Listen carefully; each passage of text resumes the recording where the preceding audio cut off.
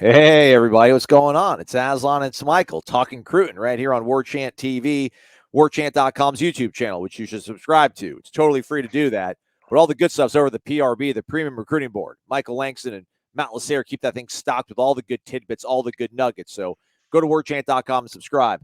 What else can they do to show some love, Michael Langston, for the Noles and you and the work that you do? They're 1-0, guys. Let's hit the like button. Let's hit that as much as possible and help us promote these fabulous little videos we're going to put together, especially one that's massive and program changing type of situation and game. Win. So pump it up, guys, because there's a lot to be excited about, and we want you to help us kind of promote what we're doing, and so hit the like button for us. Let's start big picture before we start kind of going dude by dude. Hmm. Elite dude by dude that Florida State's in the mix for. You know, I feel like it's a tough line to kind of straddle when you're covering recruiting.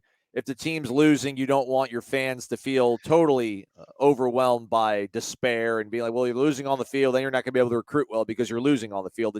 It's all about relationships. But man, when you're able to establish relationships and then win big time football games in a really impressive fashion, what does that do for you and your pitch when you're recruiting high level talent, do you think, Michael? Winning always promotes our business and what we do. So when we cover FSU, so certainly winning is massive. Especially, I think if you look at this thing of how it happened last night, this was a perfect storm. You ever seen that movie Perfect Storm, where there's three different storms in one place? That's kind of what FSU experienced last night, where not only did you win, but you went out there and bullied a team that's a top five team and did it where in an impressive fashion where you had a lot of recruits there in person to see it. And not only that, nationally, you had everyone watching. You were the only game in town. Everyone in the nation saw it. And to do it in the dominating fashion was, I don't think Mike Norvell could have drew it up even better. I think he would have liked to draw it better in the first half, but I think overall the results is exactly what they needed to get out of this for recruiting. It's a massive, massive boost for recruiting.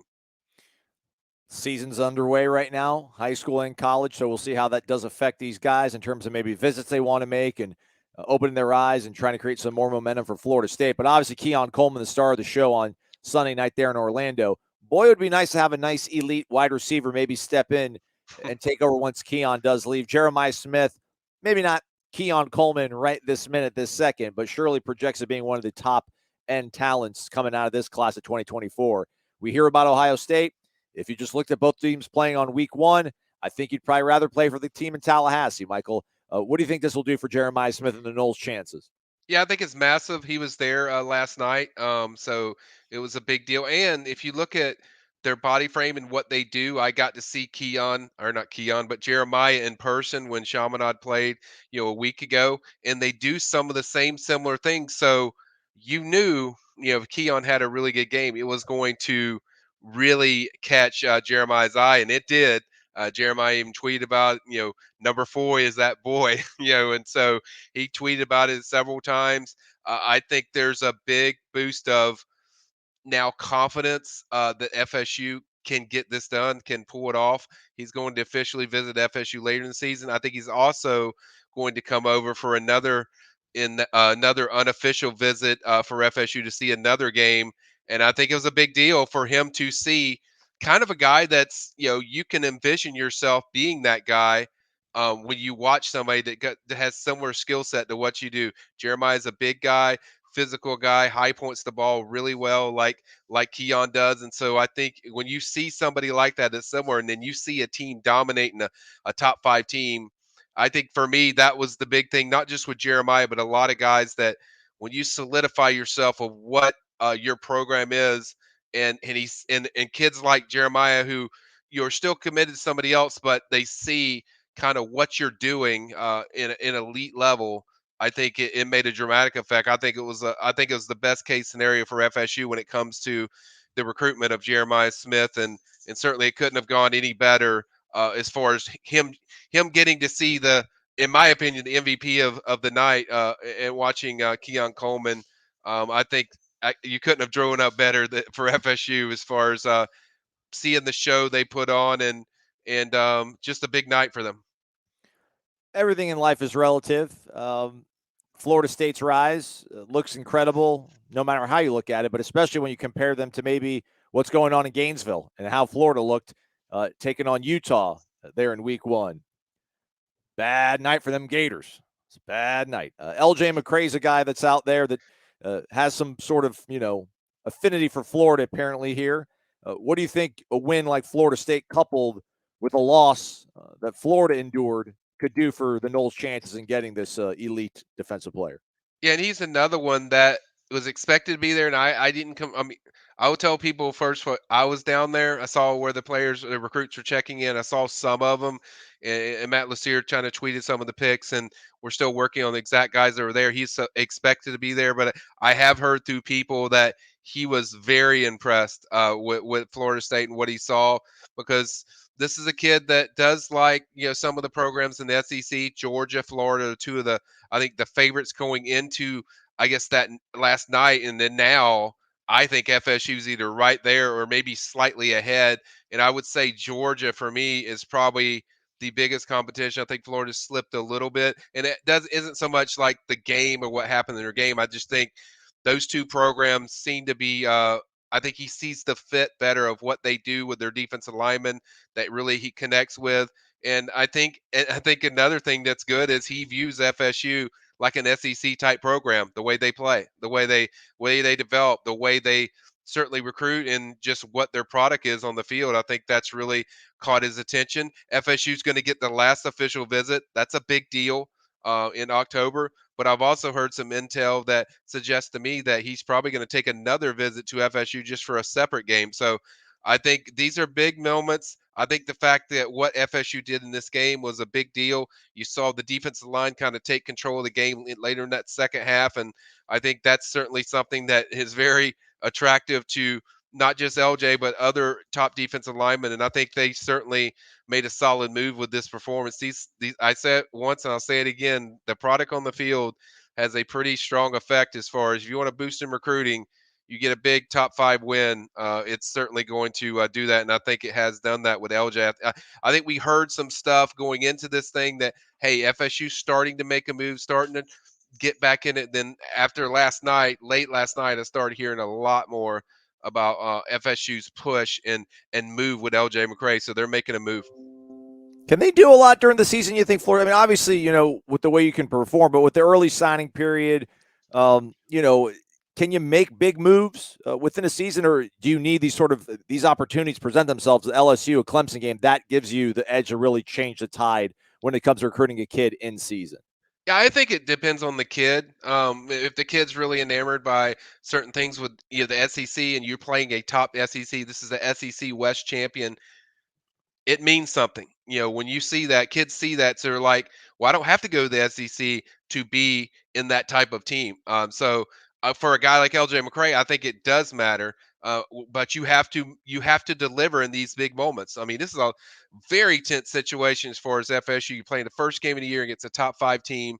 And certainly home crowd was incredible. I felt like I was in Doak last night just watching it, but overall you have to deliver in these moments. And I think overall they did that, and it does move the needle because it's so intense and so much pressure on the line that recruits take notice of these type of games, especially ones that kind of like what SEC programs are doing.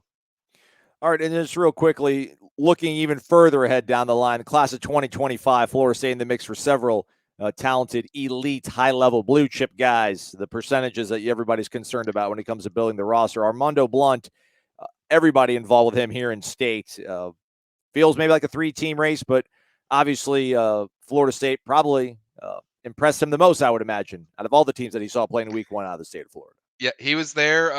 His mom was there, and she has not hide her Florida State love. And we chatted at 1:37 in the morning.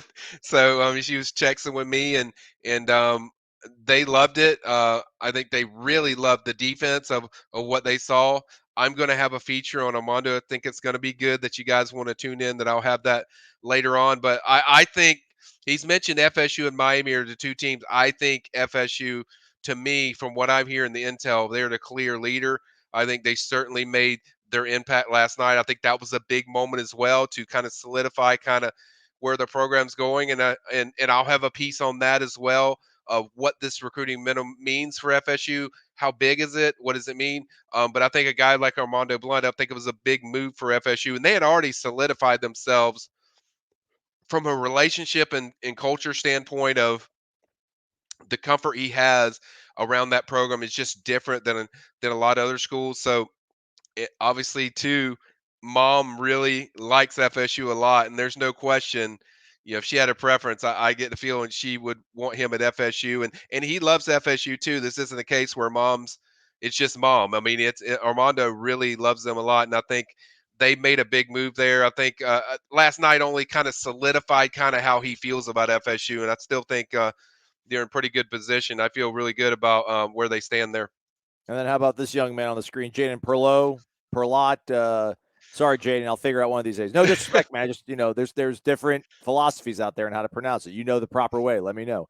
But out of Buford, obviously his talented, extremely talented, wildly talented teammate, already Florida State bound. But to see him committed to Georgia, but apparently the RPM feeling Yeah. feeling flip vibes, flip season out there. What are you feeling when it comes to Jaden there, Michael? I feel kind of the same as the percentage. I feel really good. And this was the guy, I mean, for our preview, going the week, I said this was the guy I circled. This was the game that FSU could really solidify their position. And I feel like if they won this game, they're going to get this kid. And I still feel strongly about that. I'm not going to backtrack on that. I feel if I was making a pick today, it would be FSU. I think they will flip him. I think there's a very good chance, and people forget like in his recruitment, he did commit to Georgia, but FSU's been on him for probably like 4 years. Norvell's been really on him. He's visited FSU multiple times. They love him.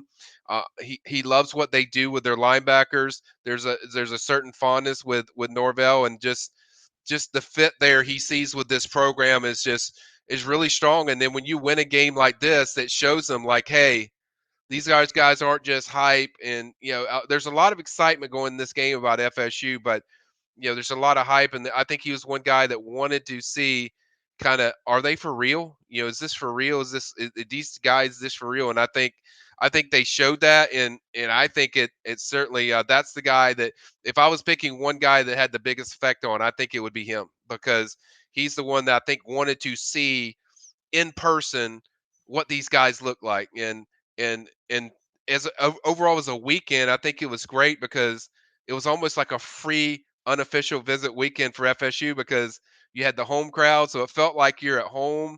FSU I mean, it was like 80-20. I don't know what this percentage was. It was high that it felt like a home game.